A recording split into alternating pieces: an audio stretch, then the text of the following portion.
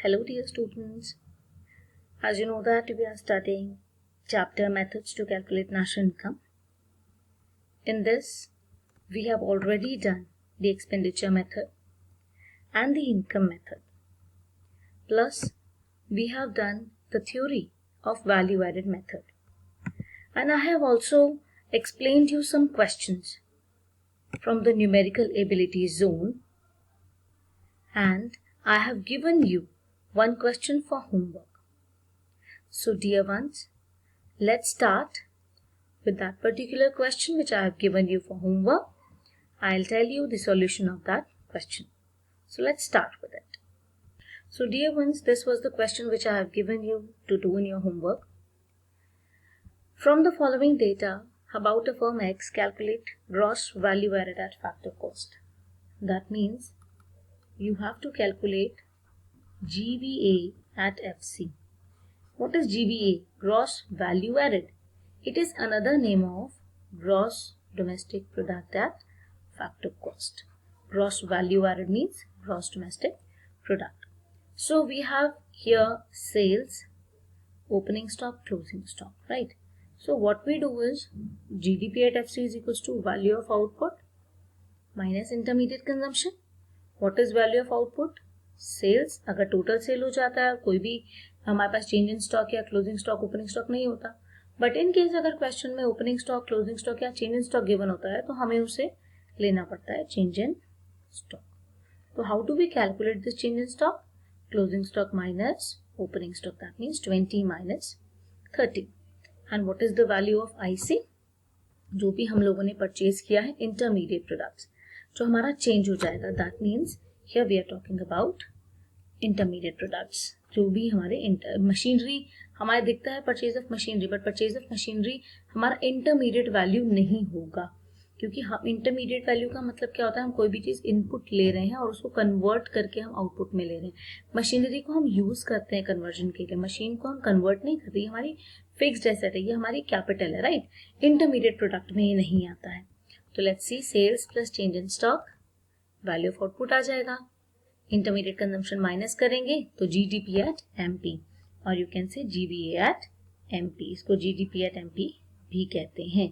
हमारा नॉर्मली जो आप अभी तक फॉर्मूला पढ़ा है जीडीपी एट एमपी तक पढ़ा, इसको ग्रॉस वैल्यू एडेड भी कहते हैं, क्योंकि ये वैल्यू एडेड मेथड है. क्योंकि हर स्टेप पे जितने भी फर्म्स हैं उनकी वैल्यू एडेड को हम लोग लेते हैं, तब हमें पता चलता है what is our national income.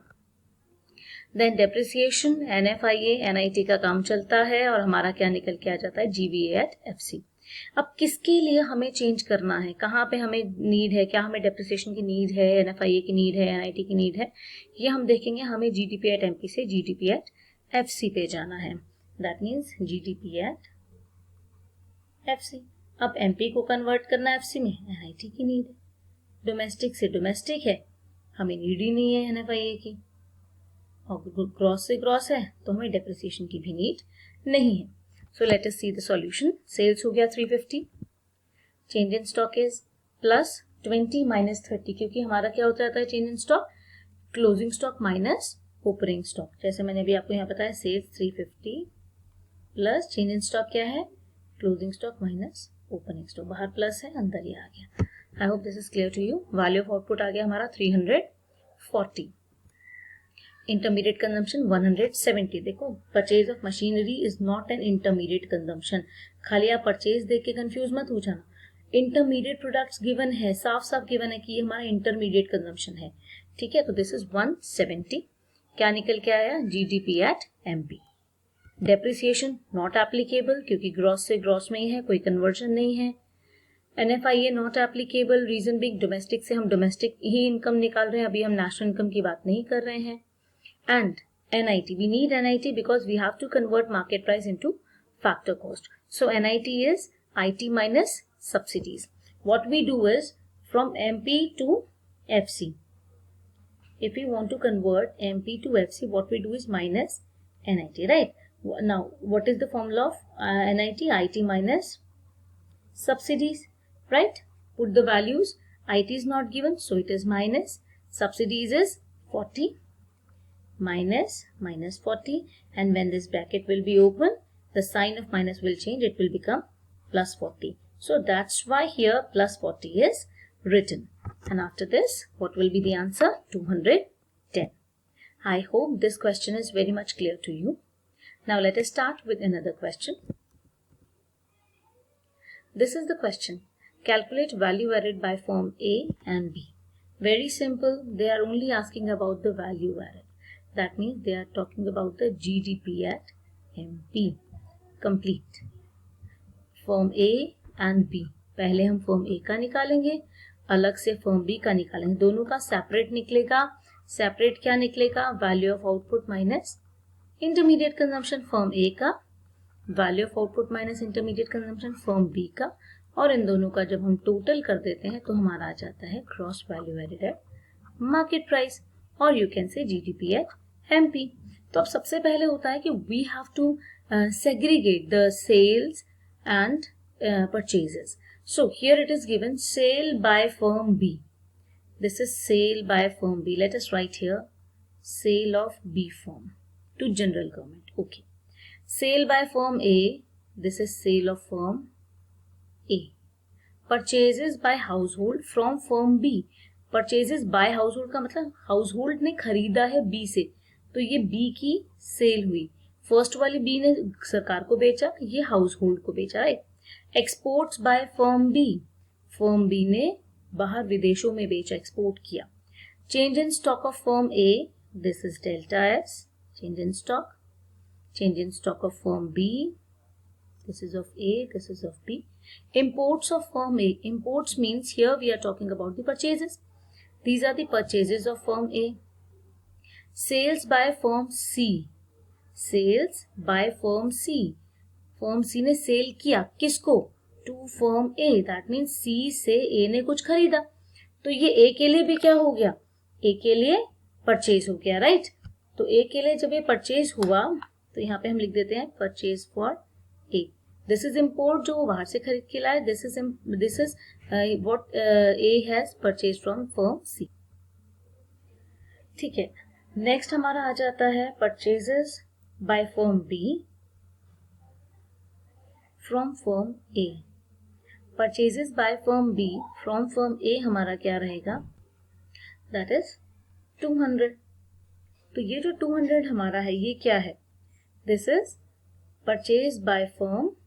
अब देखो B, ये B की परचेज है और S की जो सेल है ये A की है. लेकिन अब एक चीज हमें ध्यान में देनी है कि जब पहले हमें ये दे रखा है सेल बाय फर्म ए, जब यहाँ पे गिवन है सेल्स बाय फर्म ए और आगे कुछ भी गिवन नहीं किसको बेचा है, तो that means this is complete sales.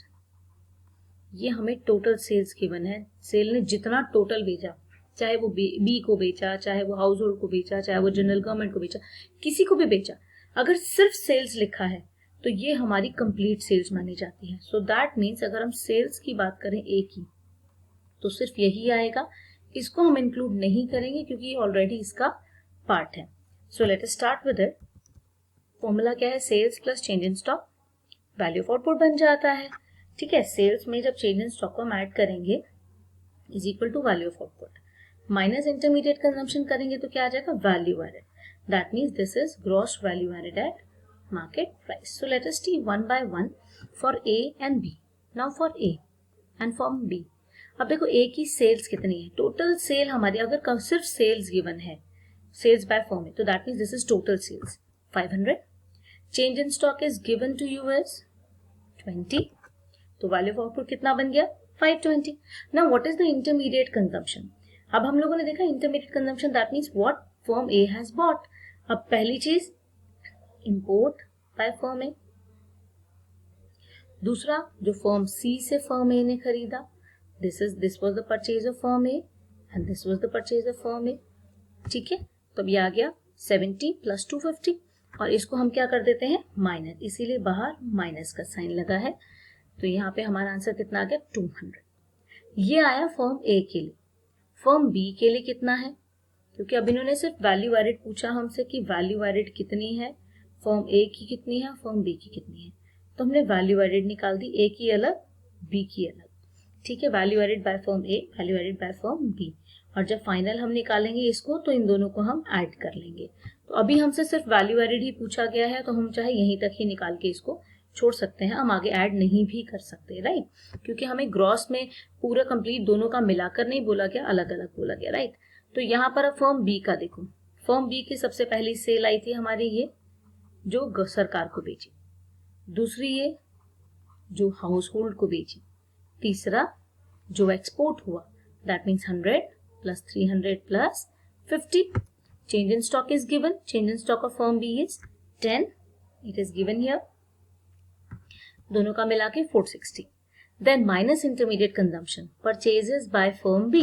Purchases by firm B सिर्फ यही था जो A से खरीदा था, तो ये माइनस किया, 260 जो है हमारा कितना आ जाएगा, value added by firm B. तो वैसे तो हमारा क्वेश्चन यहीं पे ही खत्म हो जाता है। अगर इसमें गिवन होता you calculate GVA at MP, complete given होता तो हम इन दोनों को ऐड करके भी दिखा सकते थे, right.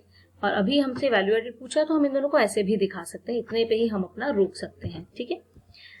Now let us see the next question, calculate GDP at MP. अभी क्वेश्चन बहुत बड़ा है, इसका सॉल्यूशन मैं आपको एक बार यहीं पे बताऊंगी क्योंकि अभी इसका सॉल्यूशन नेक्स्ट पेज पे है। वैल्यू ऑफ आउटपुट दे रखा है इन लैक्स। अब ये 3 सेक्टर्स हैं, हमें तीनों सेक्टर का देखना है, तो वैल्यू ऑफ आउटपुट हमारा टोटल कितना हो जाएगा, 2000 प्लस 800 प्लस 1000, ये वैल्यू ऑफ आउटपुट आ गया, माइनस इंटरमीडिएट कंजम्पशन कितना है, इंटरमीडिएट कंजम्पशन भी हम तीनों सेक्टर्स का देखेंगे, 1000 प्लस 400 प्लस 200, तो ये हमारा कितना हुआ, ये 800 है, 3000, 800 हमारा वैल्यू ऑफ आउटपुट हो गया और 1600 जो है हमारा इंटरमीडिएट कंजम्पशन हो गया। तो value of output minus IC कितना होगा, 3800 माइनस 1600, ये हमारा आ गया 2200 रुपीज लाख। ये 2200 रुपीज लाख क्या है, ये है हमारा जीवीए एट एमपी। ये जीवीए एट एमपी क्या है, तीनों सेक्टर्स का मिलाकर है, right.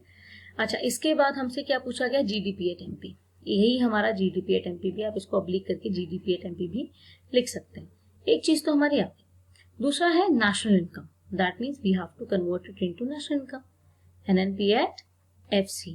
Now what we will do is GDP at MP minus dep minus NIT plus NFIA, ठीक है। तो जीडीपी एट एमपी हमारा कितना आ गया, 2200 minus depreciation is consumption of fixed capital 40 minus NIT is, NIT means IT minus subsidies. Now here indirect taxes is 40 minus subsidies is 30 plus NFI, net factor income from abroad is 10. So जो भी इसका solution आएगा 2200 minus 40 minus 10 plus 10, तो ये तो cancel हो गया, तो 2200 minus 40 ये आ जाएगा 2160 lakh, right? I hope it is very much clear to you. अब हम इसको एक एक करके देखते हैं। Solution sales plus change in stock, value of output आ जाएगा, माइनस आईसी करेंगे तो जीडीपी एट एमपी आ जाएगा, ठीक है। फिर डेप्रिसिएशन माइनस करेंगे, एनएफआईए प्लस करेंगे, एनआईटी माइनस करेंगे, एनएनपी एट एफसी आ जाएगा। नाउ अब sales not applicable, change in stock not applicable because value of output of all the 3 sectors was given. तो हमने उन तीनों सेक्टर्स के वैल्यू ऑफ आउटपुट को हमने ऐड किया था, 2000 plus 800 plus 1000।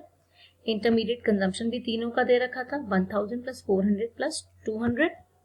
GDP at MP हमारा कितना आया था, rupees 2200 lakhs, minus depreciation 40 plus NFIA 10 और माइनस एनआईटी कितना है 40 माइनस 30। तो हमारा टोटल आंसर कितना आ गया, रुपीज 2160 लाख।